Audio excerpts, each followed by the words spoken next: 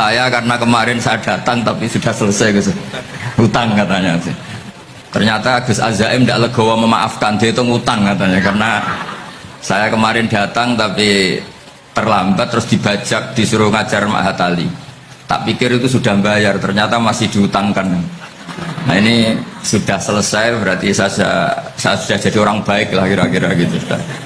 Jadi sudah bayar utang gitu.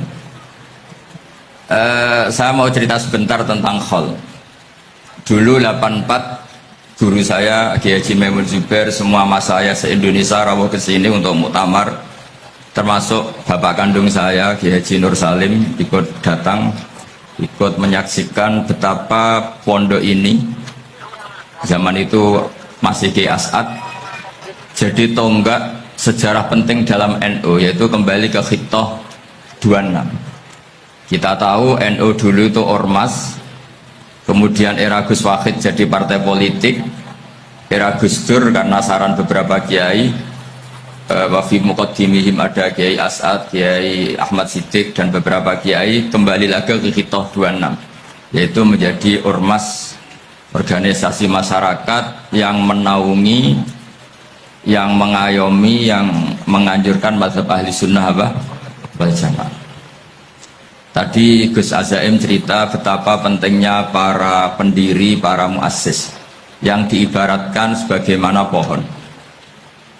Saya masih ingat Dawe Mbah Mun.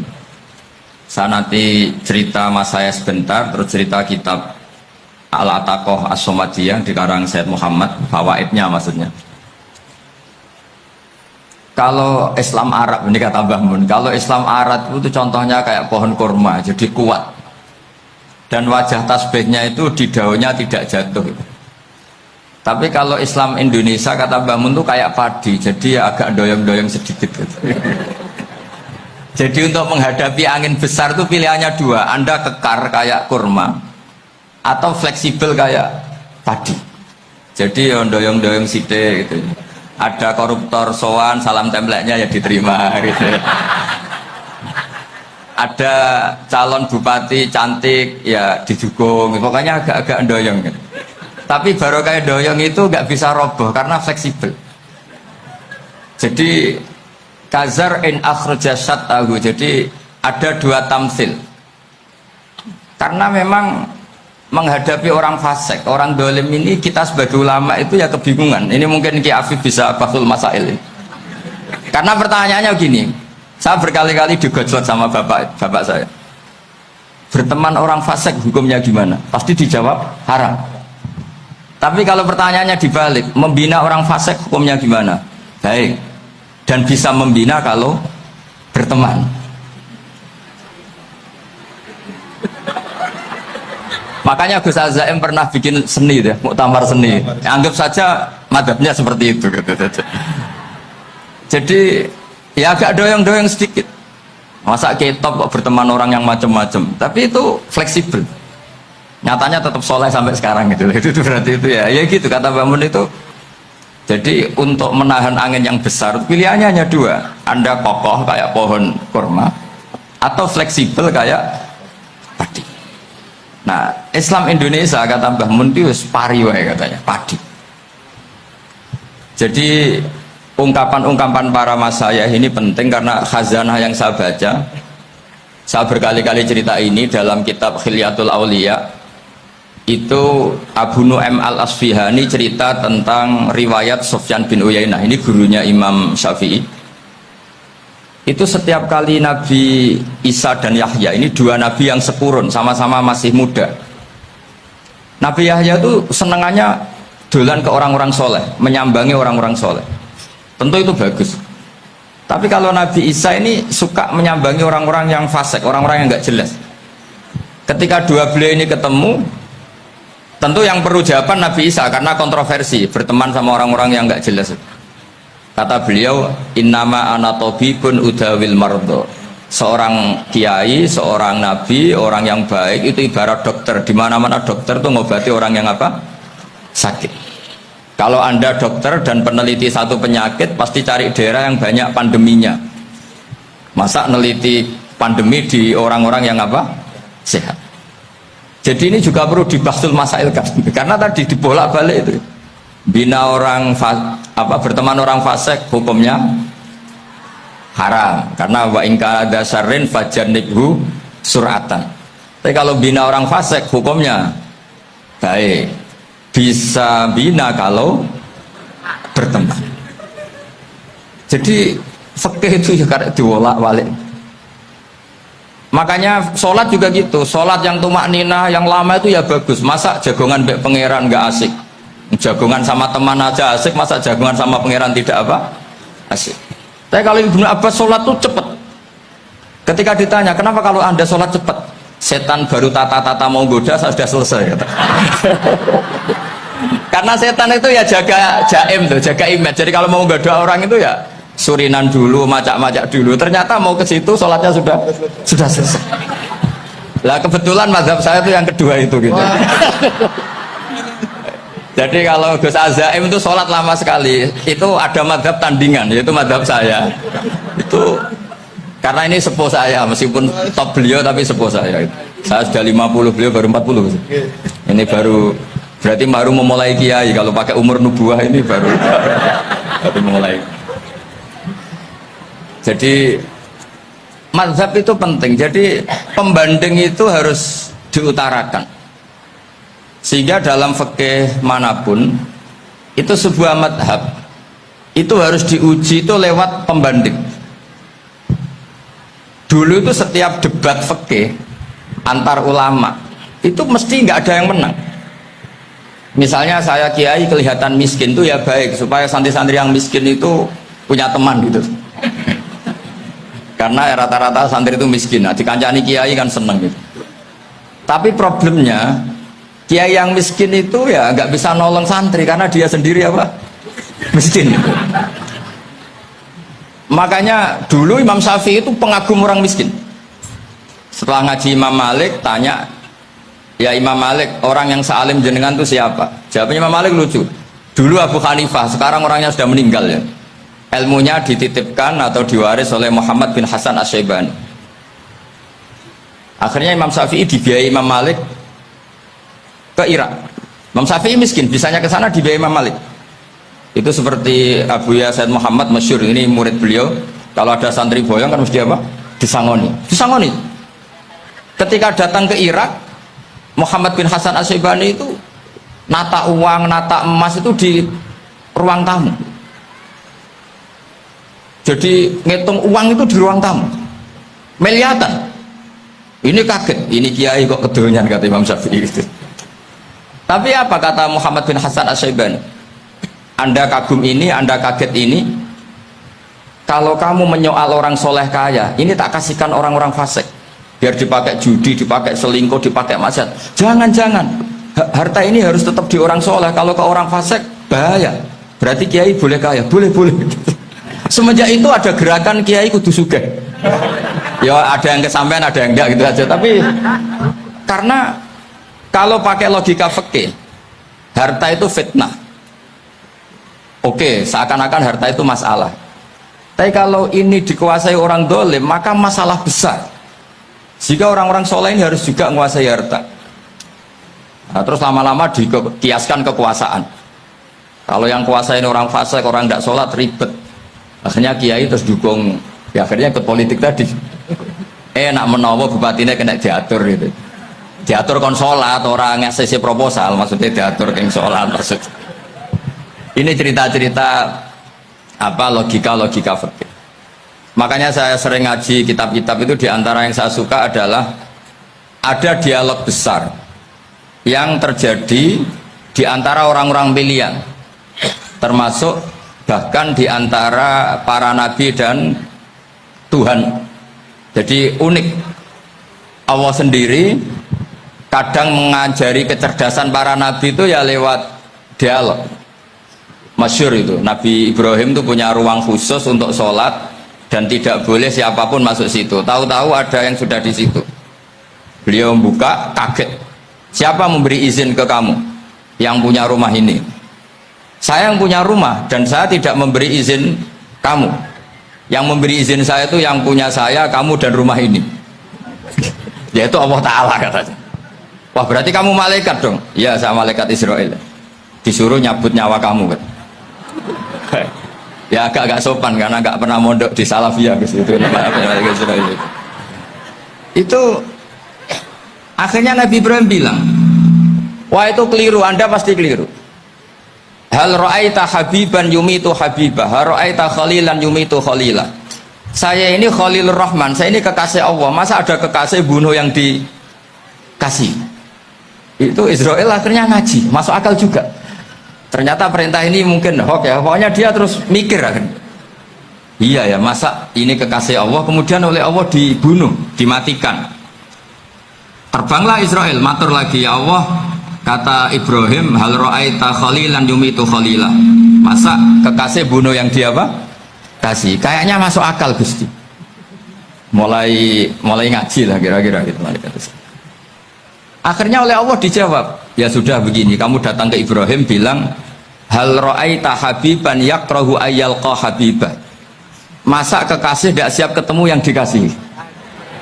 Nah, jadi akhirnya Nabi Ibrahim, Israel datang lagi.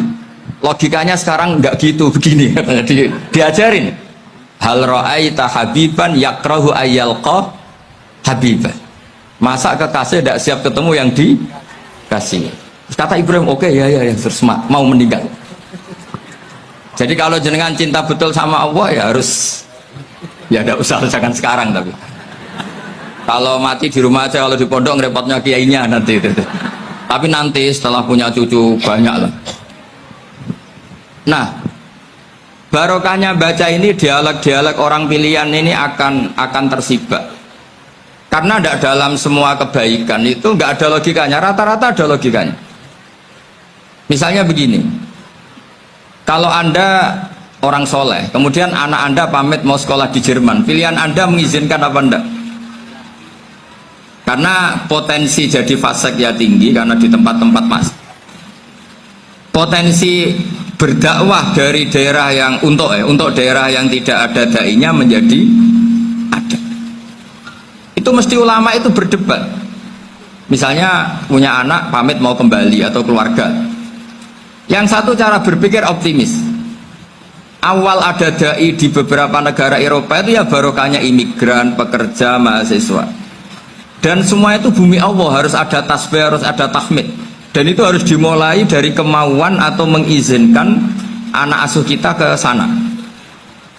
Tapi di sisi yang lain potensi jadi fasik itu tinggi sekali. Momennya iman pas-pasan. Nah hal-hal seperti ini itu pasti jadi perdebatan. Dan kita harus menjawab. Dan tadi kayaknya di semua Basul Masail Pondok Salafiyah jawabnya pede semua, nggak ada ragu, nggak ada khilaf. Baguslah kalau pede. Meskipun nanti mungkin ada ulama lain yang cara berpikir apa? Berbeda. Sehingga ini saya cerita ya. Sehingga di kitab-kitab fikih, misalnya saya kok hidup di Bali sudah punya komunitas ngaji.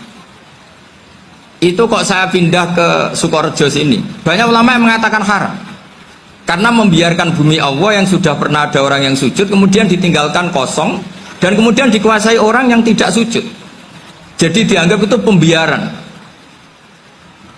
Jadi banyak di kitab Qalyubi, sarahnya Mahalli, jika ada seorang muslim yang hidup di negara orang kafir, dia nyaman, tidak dapat teror, itu nggak boleh lagi pindah ke negara Islam yang sehat. Karena takutnya li Allah yastauliyal kafir tilkal buk'ah, supaya bumi itu tidak dikuasai orang kafir. Jadi ini hal-hal yang para fuqaha itu harus berdebat. Karena ini masalah-masalah furu'iyah. Sehingga mulai dulu ya banyak ulama yang nyun sewu berpolitik. Mulai Wali Songo sampai sekarang alhamdulillah yang minat banyak. Mungkin bedanya ikhlas sama tidaknya. Tapi kalau saya pernah dikeluhin utusan dari ya komunitas Islam Indonesia itu dulu itu ceritanya banyak yang dari Kamboja. Dari kalau dulu orang cerita itu orang Cempa. Itu setelah di Indonesia besar Wali Songo dan Brawijaya 5 itu sudah mulai oleng. Itu singkat cerita mereka berpikir ingin bikin kerajaan apa? Islam di Demak Mintoro dengan raja pertama yaitu Raden Fatah, karena Raden Fatah ini putra Brawijaya. Padahal setelah jadi kerajaan ini era cucu sudah konflik, berebut kekuasaan. Akhirnya sampai jadi Jipang, jadi Jogja, jadi Solo dan seterusnya. Tapi kata Mbah Mun itu tetap barokah. Karena orang Islam terus terbiasa mimpin. Sekeliru-keliru sidik, pokoknya orang Islam biasa mimpin. Sehingga zaman Mbah Hashim ya sudah mimpin Masumi, zaman Ki As'ad pengaruhnya besar, sampai sekarang Kiai pengaruhnya besar. Nah barokahnya Kiai pengaruh besar ini sampai moral jadi ukuran. Misalnya sekarang ada calon bupati kok nggak sholat, itu pasti kalah. Jadi sholat itu jadi tolok ukur untuk calon apa? Bupati. Meskipun mungkin punya efek pura-pura sholat, tapi nggak apa-apa lah. Sementing moral ini jadi ukuran. Sementara yang di Thailand, di Patani, itu karena dulu pelajarannya tasawuf, itu orang nggak ambisi mimpin dunia. Tahu-tahu dipimpin. Dan akhirnya nyun sewu ya saake Islam-Islam yang dulu terlalu tasawuf karena nggak punya pengalaman memimpin, akhirnya lazimnya konsekuensinya hanya dipimpin. Tapi Islam Indonesia beda karena kulino mimpin itu akhirnya dari orang Islam biasa menjadi Islam yang sholat sampai Islam yang bisa ngaji, itu bisa mimpin negara. Tentu yang paling populer dimulai Gus Dur. Jadi ini sesuatu yang barokahnya istihad para kiai, sementing Islam kulino mimpin. Jika di Indonesia itu barokahnya itu, kebaikan itu jadi tolok ukur. Ada orang kok terkenal koruptor, atau terkenal nyuwun sewu selingkuh, atau terkenal apa, itu pasti tidak jadi. Karena moral itu menjadi tolok ukur. Dan itu adalah politik para kiai.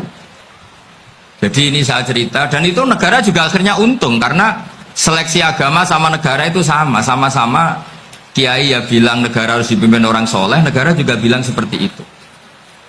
Nah, ketokohan-ketokohan para beliau-beliau ini yang maulah bekerja sama dengan umarok. Kita tahu dulu Pak Harto ya rawuh ke sini ketika Muktamar 84, rawuh ke Ki As'ad, ketika mau kembali ke Khittah juga dirembuk oleh ulama dan umarok.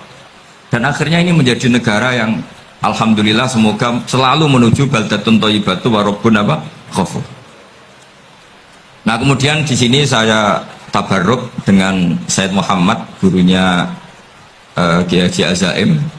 Saya mau cerita tentang amaliyah tadi. Saya sebetulnya nggak niat bacakan bab itu, gara-gara ada khataman jumlahnya banyak saya jadi pusing. Ini panitianya tanya, khatam betul apa enggak? Iya Gus, khatam betul. Tapi kayaknya saya tidak yakin itu. Karena saya ini kan dari pondok tahfidz itu. Biasanya anak khataman itu ya rodok bodoni gitu. Wes dibaca buanter sing nyemak yang mendelok pojok tok. Mergo kebanteren. Nah, akhirnya lafat-lafat yang di tengah itu enggak di apa? Baca. Tapi ya semoga dimaafkan Allah. Yang jelas itu enggak. Tapi saya mau cerita ya. Jadi cara berpikir Said Muhammad ini nanti juga saya teruskan di Ma'had Ali. Ini saya baca ya.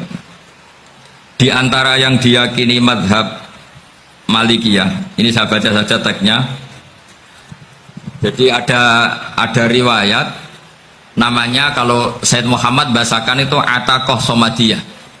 Kalau di Indonesia kadang orang bilang Al-Ataqoh Al-Kubro, yaitu dengan membaca surat Ikhlas. Di sini jumlahnya hanya 100 kali, Kila 1000 kali. Tadi berapa teman? 700 juta, ini sudah susuk banyak ini. Di sini hanya 40, riwayat lagi 100, 1000. Terus sampai tadi berapa? 800 juta. Wah, ini sudah susuk ini. Itu anak cucu sampean pasti masuk surga itu kalau itu. Ini saya baca, ini kitabnya Said Muhammad. Suratul Ikhlasi wal Itqu minan nar. Akhrajat Tabrani fil Kabir an Fairuz ad-Dailami wa Ibnu Ukhtin Najasi.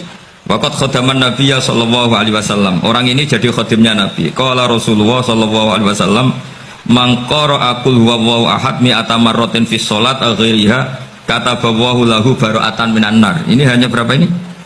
Mi'ata marrah. Berarti kalau satu orang itu cukup 100. Tadi sudah untuk 7 turunan tadi untuk orang berapa? Ya, untuk 7 turunan cukup. Untuk 7 turunan. Ya, sudah Susuk ini sudah susuk ini. Duh, ribet ini. Nah ini tak cari pembenarannya, ini supaya keren. Ini di halaman 188 Abwabul Farad. Warwa Ibrahim bin Muhammad al-Khiyari fi fawaitihi an Hudzaifah marfu'an. Man qara'a qul huwallahu ahad alfa marratin faqad ishtara nafsahu minallah. Berarti 100, ada riwayat lagi 1000. Nanti tak carikan lagi yang berapa? Jangan banyak-banyak. Nah ini saya baca ya. Wa hadzal adatu huwa al-ma'rufu bi ataqatis somadiyah. Wa qad nassa jama'atun mutaakhiril malikiyah ala istihbabi ataqatis somadiyah. Wa haddu ala qiraatiha wa istimaliha. Minhum Asy-Syaikh Abdus Salam Al-Asmar sak terus ini. Jadi kullu haula'i istahabbu ataqatas somadiyah ma'atirafi ba'dihim kal misnawi bi syiddati fi hadisiha. I'timadan ala anna hadza minal fadha'il allati yutasahalu fiha. Faman sa'a yasta'milaha roja'a khusula ma fiha fala ba'sa bidzalik ala syarti alla ya'taqida thubuta dzalika anin nabi sallallahu alaihi wasallam hatta la yaqa fil kitsbi alaihi. Jadi intinya itu silahkan Anda bikin jumlah sesuai versi Anda, yang penting Anda jangan kampanye kalau itu perintah Kanjeng Nabi Muhammad sallallahu alaihi wasallam. Karena kalau kamu atasnamakan Nabi kemudian jumlahnya sampai 800 berapa? 800 juta, berarti Nabi mengajarkan masyakoh pada umatnya. Jadi cukup yang riwayat itu di sini hanya 100 sama 1000. Jadi kalau jumlah tadi untuk 7 apa? Turunan. Jadi kamu harus ditutup dengan doa, ya Allah, semua itu bukan untuk saya tapi untuk 7 turunan. Tolong catat ya Allah. Jadi artinya gini loh ya, orang Indonesia yang sering mempraktekkan atakosomadiyah itu bukan tanpa dalil. Ternyata dalam madzhab Maliki, saya masih ingat ketika mbah saya kandung, bapaknya bapak, asmane Mbah Nur Syam, itu wasiatnya minta dibacakan 4000. Yang baca pas itu ya bapak sama anak-anaknya. Dan kemudian alhamdulillah zaman akhir itu mulai agak ngawur. Kalau ada acara itu wong liya kon maca anake mlebu metu gak melok maca. Itu keliru, saya jamin itu keliru. Saya sering kalau mimpin di rumah, kalau yasinan di tonggo-tonggo kok anaknya gak maca, saya keluar. Bapakmu wong liya kon maca kata saya gitu. Jadi itu menurut saya itu yang jelas, saya sampai ngisi begini. Yang ada riwayatnya itu idza mata ibnu adam in qata amaluhu illa min salasin shadaqatin jariyah au ilmin yuntafa'u bi aw waladin sholihin yatullah. Itu tidak ada di hadis au kiyayin sholihin yatullah. Yang ada itu awaladin apa? Sholihin. Jadi anaknya harus ikut, kalau tidak usah kata. Akhirnya anaknya udah tinggi Gus nggih. Akhirnya tak kei jagung paling akeh, kula mendet sithik. Wong aku ra anake kok. Kadang-kadang enggak, orang lain baca buahnya anaknya mau mlebu metu mau enggak manggakno tamu mbek rokokan. Itu harus ditobatkan ya. Keliru itu. Karena nasnya bukan aukiyayin solihin tapi awaladin solihin. Ini bukan provokator, ini memang ya seperti itu. Nah terus tentang tadi la ilaha illallah yang didawuhkan Gus Azaim. La ilaha illallah itu penting sekali, cuma saya mohon itu dielmoni lah. Jadi dulu kalimat ini menjadi spesial karena dielmoni, karena dimulai dari fa'lam annahu la ilaha illallah. Terusannya ayat tuh wastaghfir li dzambika walil mu'minina wal mu'minat. Saya ulang lagi ya. Terusannya ayat tuh wastaghfir li dzambika walil mu'minina wal mu'minat. Makanya menurut mazhab Sadili, kamu disuruh baca la ilaha illallah dulu, jangan istighfar dulu. Saya ulang lagi ya. Dalam mazhab Sadiliyah itu la ilaha illallah dulu, nggak boleh istighfar dulu. Alasannya masuk akal. Orang yang kafir 70 tahun itu sekali baca la ilaha illallah itu langsung yughfar lahum ma qad salaf. Sehingga la ilaha illallah sendiri sudah punya kekuatan supaya dosa kita diampuni. Qul lil ladzina kafaru iyantahu yughfar lahum ma qad salaf. Cara menghentikan kekafiran gimana? Dia melafazkan la ilaha illallah. Ini kalimat yang begitu saktinya sampai orang yang kafir puluhan tahun itu dosanya semuanya terhapus hanya karena melafazkan la ilaha illallah. Nah, makanya kata Abdul Hasan As-Sadili wastaghfir li dzambika ay bihadil kalimat. Seseorang sah di istighfar itu kalau melafazkan la ilaha Misalnya ada orang kafir mati kafir, sah nggak anak cucunya mengistighfari dia? Tidak sah, karena belum melafatkan la ilaha illallah. Makanya kata Abu Hasan Asyadzili, wastaghfir li dzambika bihadil kalimah. Sehingga lafadz ini spesial betul. Tapi kadang-kadang beberapa mursyid cara berpikir lain. Ini kalimat thayyibah harus dibaca orang suci, sehingga mendahulukan apa? Istighfar. Untuk supaya pas ngelafatkan kalimat thayyibah sudah dalam keadaan apa? Suci. Itu juga masuk akal. Tapi secara meyakinkan saya sendiri lebih mengikuti manhajnya Abil Hasan Asyadzili, karena alasannya tadi, yang kafir puluhan tahun saja langsung luntur dosanya karena melafatkan la ilaha illallah. Artinya la ilaha illallah sendiri sudah bagian dari istighfar. Nah, ya tadi buktinya. Fa'lam annahu la ilaha illallah terus wastaghfir li dzambika walil mu'minin. Jadi orang sah diistighfari itu setelah dipastikan sah tauhidnya. Jadi setelah tauhidnya sah, yaitu la ilaha illallah, baru sah apa? Diistighfari. Sehingga orang kafir, seolah lagi orang kafir yang mati kafir, anak cucunya tidak boleh apa? Tidak boleh menistighfar. Terus saran saya kedua, la ilaha illallah itu filosofinya itu nafyun li uluhiyati ghairillah wa isbatun li uluhiyatillah wahda. Filosofi la ilaha illallah itu gimana? Menafikan semua selain Allah itu tidak Tuhan, dan hanya menuhankan Allah semata. Nah, itu caranya gimana? Caranya kita harus terbiasa. Ini karena tadi saya dibilangin panitia ini rata-rata mustameknya atau mustamiatnya ini santri. Caranya gimana? Dilatih pakai logika. Saya berkali-kali cerita kalau ngaji, saya sekaligus kampanye. Allah itu Tuhan yang begitu fair. Untuk menjadi Tuhan, Allah mempersilahkan, ada kualifikasi Tuhan. Jadi boleh dikompetisikan, itu boleh kata Allah. Gak apa-apa kamu ngaku Tuhan gitu, kata Allah. Tapi nak ngaku pangeran itu paling gak ya direputasi lah, ada verifikasinya. Dimulai dari apa? Ya kalau jadi Tuhan itu setidaknya bikin langit bumi lah, aturannya gitu. Jadi kalau daftar bupati ya daftarlah ke KPU. Masa tahu-tahu jadi apa? Tuhan kemudian tidak punya prestasi bikin langit bumi. Sehingga Allah itu cara ngendikan itu ya fair. Qul ara'aytum ma tad'una min dunillah aruni madza khalaqu minal ardi am lahum syirkun fis samawat. Coba yang kamu tuhankan selain saya, prestasinya apa kan?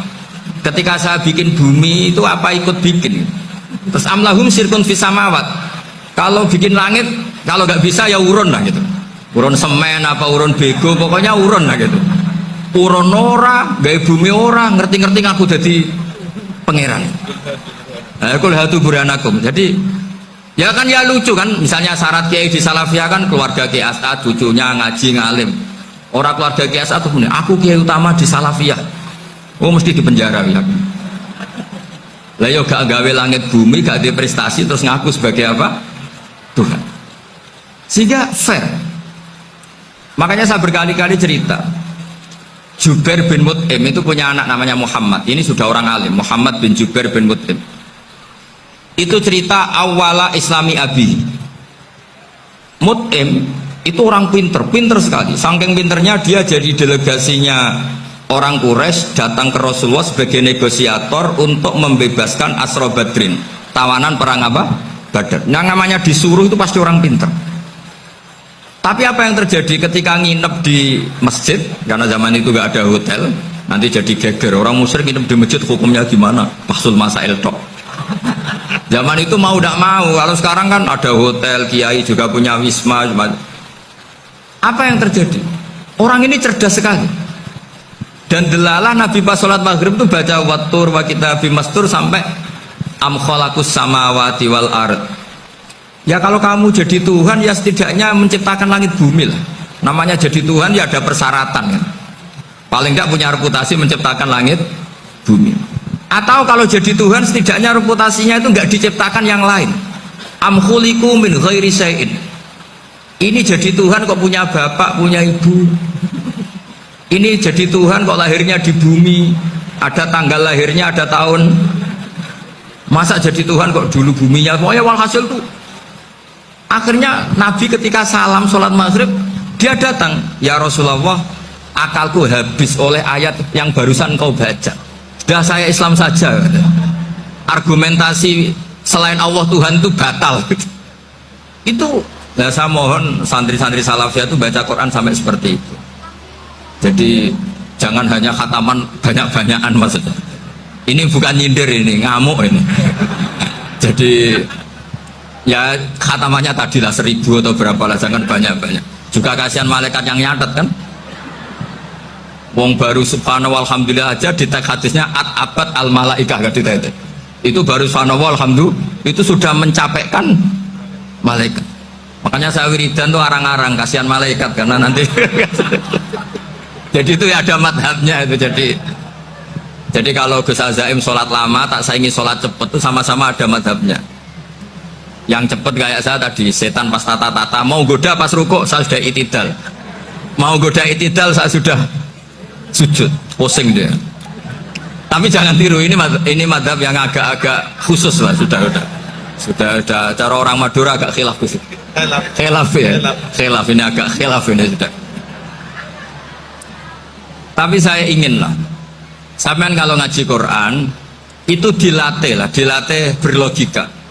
Jadi Allah itu fair, nggak apa-apa kalian ngaku Tuhan tuh nggak apa-apa, tapi tunjukkan prestasi kamu apa. Aruni ma dakhalaqu minal ardi am lahum syirkun bisama am khalaqus samawati wal ard. Diulang lagi, am khuliqu min ghairi syai'in. Setidaknya kalau jadi Tuhan itu ya nggak butuh yang lain lah. Masa jadi Tuhan kok wujudnya saja butuh orang lain, butuh bumi, eksistensinya butuh makan, butuh minum. Makanya Allah cara meniadakan uluhiyah selainnya itu Allah itu redaksinya itu mengena sekali.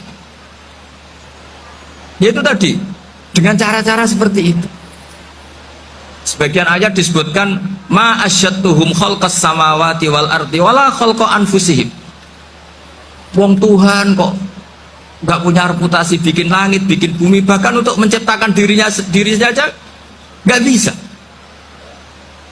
Ya sudahlah, kamu nggak usah ngaku Tuhan, nggak level kata gitu.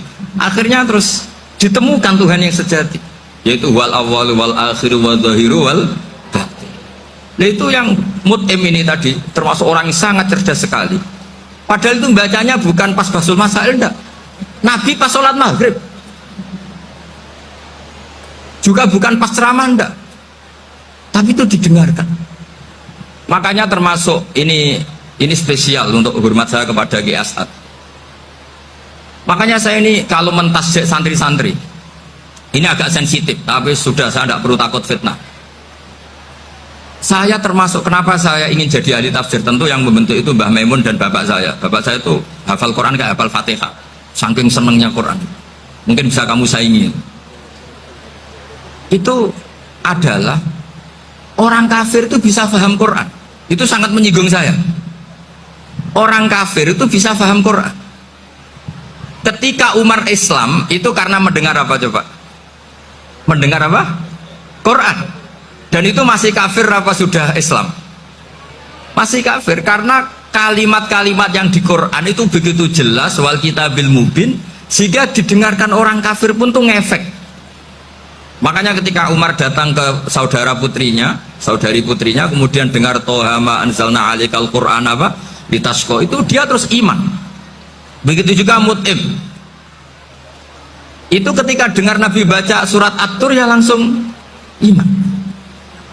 Makanya kata Ibnu Jarir At-Tabari, kamu jangan pernah bilang gini, syaratnya paham Quran itu harus alim, harus gini.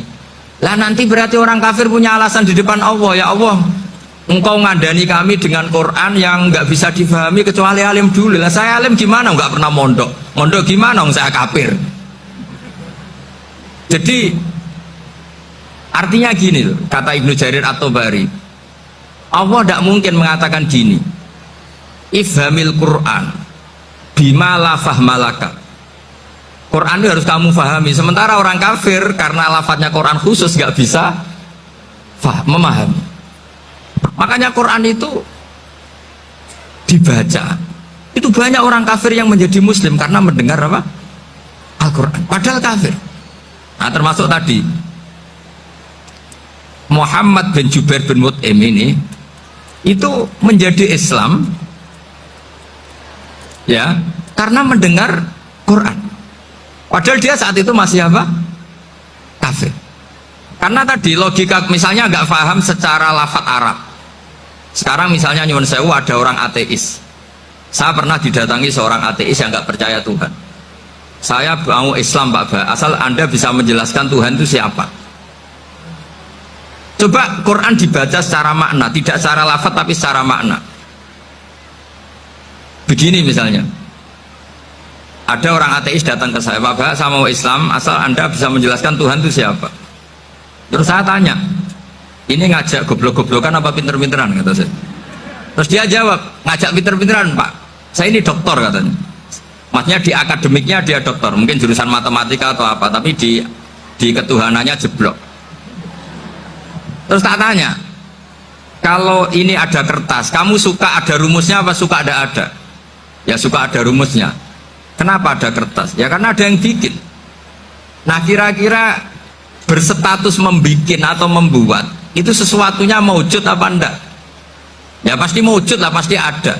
Ya sudah, anggap Tuhan itu adalah sebab dari semua yang ada. Masa alam yang seperti ini, langit dan bumi ini maujudat, kemudian kamu katakan kholaqohal adam, bahwa alam raya yang maujud ini diciptakan oleh ketiadaan. Ya juga, berarti Tuhan itu ya. Ya itu yang namanya Tuhan. Nah, mulai dulu kiai-kiai ngomong gitu kan saya Islam katanya. Jadi kiai-kiai itu kadang-kadang kalau dakwah pokoknya KBU digawe Tuhan. Beda dengan dakwahnya orang-orang mantek. Orang-orang mantek itu kan nggak pernah nyebut Allah. Ini alam hawadis, labuda min muhdis. Meskipun mereka, nah muhdis ini menurut Islam namanya Allah. Tapi sebetulnya kan nggak langsung bilang Allah. Jadi tak kasih tahu, alam raya ini mewujud nggak? Ya mewujud Pak. Bisa nggak sesuatu yang nggak ada menjadi faktor wujudnya yang ada? Ya nggak bisa, namanya nggak ada itu nggak bisa jadi faktor. Nah itu hebatnya ulama-ulama kita ketika mengenalkan Allah itu siapa? Zat yang wajibil wujud. Jadi kita ini kalah pinter be ulama-ulama dulu. Ya alhamdulillah kalahnya sama ulama dulu. Kalau kalah sama ulama sekarang isen. Jadi ulama dulu sudah pinter. Pasti pertanyaan dasar manusia, hadil maujudat itu man khalaqaha, siapa yang menciptakan? Kalau kamu langsung jawab Allah atau Tuhan, mereka pasti tidak nerima. Ya jawab saja, hadil maujudat mesti khalaqaha maujudun. Nah berhubung maujud ini berstatus pencipta harus super. Nah super ini oleh ulama disebut wajibul wujud atau musabbibul asbab, yang oleh Islam dinamai Allah. Tapi kita langsung ngomong Allah, mesti aja bingungkan kan bagi yang bingung maksudnya. Ya saya mohonlah kalimat-kalimat la ilaha illallah itu diamatilah, diresapi sampai seperti penjelasan saya ini, sehingga punya kualitas ilmu. Karena syaratnya memang fa'lam, harus punya kualitas apa? Ilmu. Ilmu itu apa? Ma'rifatus syai' ala ma huwa alaih. Mengenal sesuatu sesuai detail-detail sifatnya sesuatu itu. Misalnya kalau Allah sudah jadi Tuhan, ya harusnya qabla kulli syai'. Masa Tuhan sama yang dituhani wujudnya dulu yang dituhani? Ditemukanlah sifat awal atau qadim. Makanya benar Gus Azaim tadi, kalau sudah bertauhid harus hafal akidah berapa khamsin. Dimulai apa? Wujud. Kenapa harus dikatakan wujud? Karena alam raya ini kadung maujudat. Hadhil alam maujudun. Masa maujudun khalaqahul adam? Masa maujudat khalaqahul adam? Nah itu yang disebut am khuliqu min ghairi syai'in am humul khaliqun.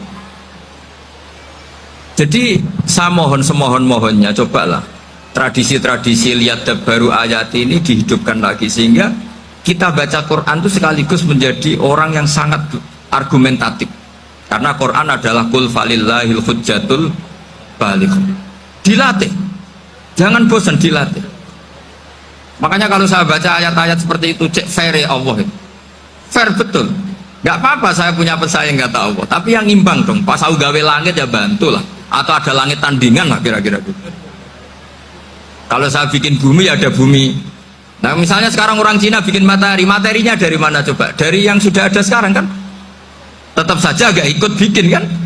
Tapi kalau Allah bikin langit bumi minal adam minal wujud, kalau mereka paling rekayasa yang sudah wujud di otak-atik. Nah, harus sampai seperti itu. Sampai kata Gus Azim kul hatu apa? Burhanakum dan. Jadi ini cara-cara kita untuk menguatkan iman. Aruni madza khalaqu minal ardi am lahum syirkun fis samawati. Terus kata Allah, itu nih bi kita bimin qabli hadza au asaratim min ilmin. Kalau kamu nggak setuju teori ini, kata Allah, cari kitab suci versi Anda. Aturan jadi Tuhan itu apa coba? Ya tetap saja semua kitab suci akan mengatakan di mana-mana Tuhan itu pencipta langit dan bumi. Jangan yang lahir di bumi jadi Tuhan. Jangan Lata Uzza jadi Tuhan. Jangan karena sakti jadi Tuhan.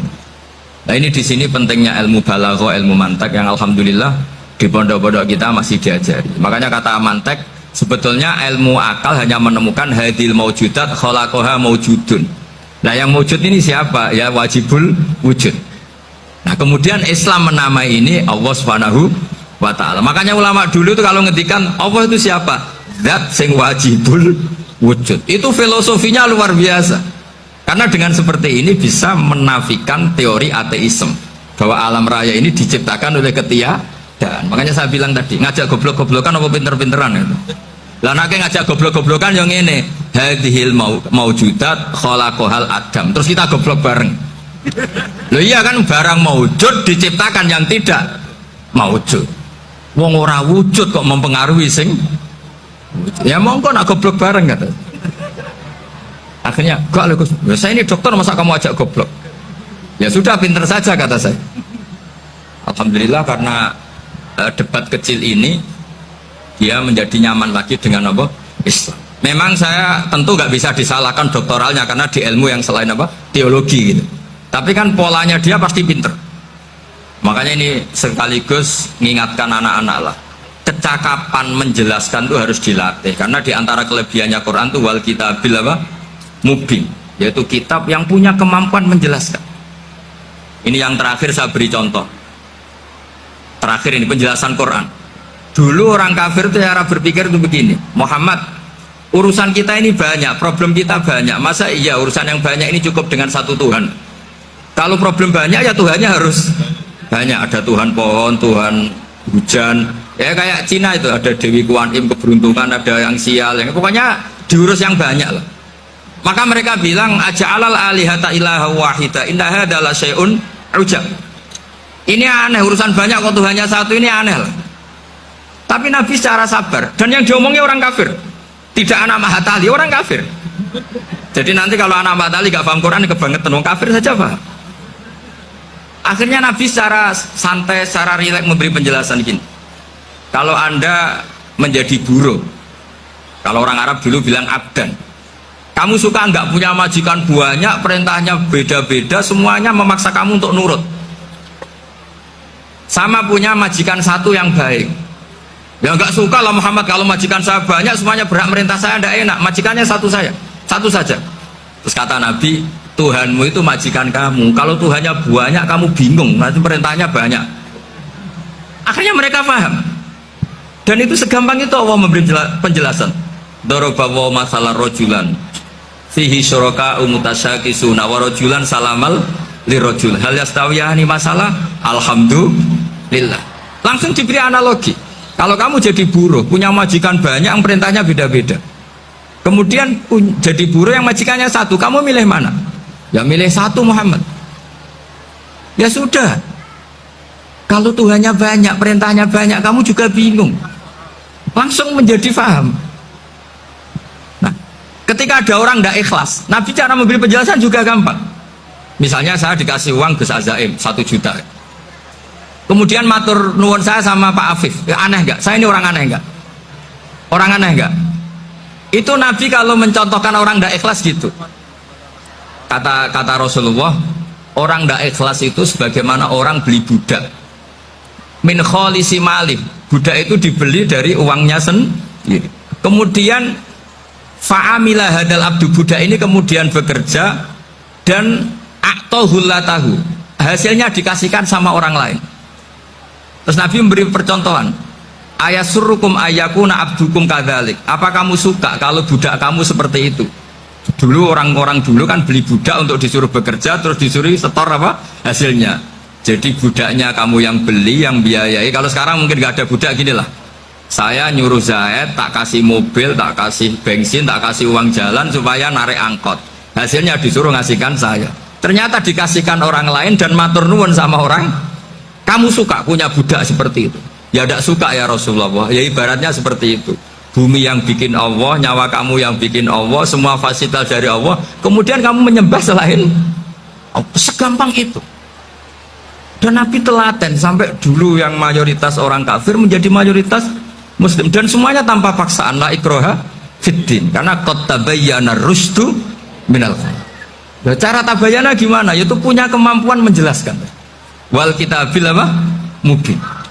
Ini makanya saya mohon lah, ini saya mohon semohon-mohonnya anak-anak ini kan kader-kadernya Mbah Samsul Arifin, Mbah As'ad, Gus Fawaid, sekarang Gus Azaim, semuanya harus punya kemampuan wal kitabil apa? Mubin. Sehingga diantara sifatnya Nabi itu fatonah, punya kecerdasan. Nabi itu gak pernah debat kalah, itu meskipun sudah terdesak gak pernah kalah. Pernah Nabi itu ngendikan la adwa wala tiarata, tidak ada penyakit menular. Ada orang yang mungkin kurang suka iseng, ada onta yang sudah gudiken dijejerno sama yang waras, ternyata yang waras jadi gudiken. Akhirnya Nabi diundang lah kira-kira gitu, ya Rasulullah, kata engkau gak ada penyakit menular, tapi ini onta yang gak gudiken tak jejerkan yang gudiken ikut gudiken, berarti kan menular. Nabi santai jawab, faman jarrobal awal, lalu yang pertama gudiken ketularan siapa, katanya. Wah, kalau ini asli Nabi, ya sudah seperti itu. Jadi ngiranya dia menang karena yang gudikan pertama nulari yang kedua. Ternyata Nabi tanyanya lagi, faman jarrobal awala, yang gudikan yang pertama siapa? Oh, ini asli ya, maksud saya itu. Jadi Nabi itu gak pernah kalah, karena Nabi punya apa? Fatona. Jadi saya mohon, ya tadi makanya ini efeknya tuh khatamannya gak boleh banyak-banyak ya. Maksud saya kalau musim khataman ya gak apa-apa, khataman banyak-banyak. Tapi kalau gak musim khataman ya musim-musim tadabbur gitu. Tapi kalau ini musim khataman ya monggo lah. Cuma saya kok kasihan malaikatnya tadi gitu. Ya ngoten mawon, minta maaf. Assalamualaikum warahmatullahi wabarakatuh.